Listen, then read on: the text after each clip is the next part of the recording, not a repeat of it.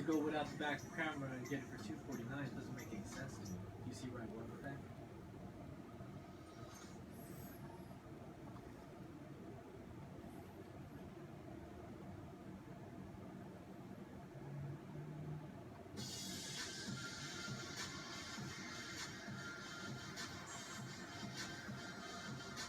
Okay.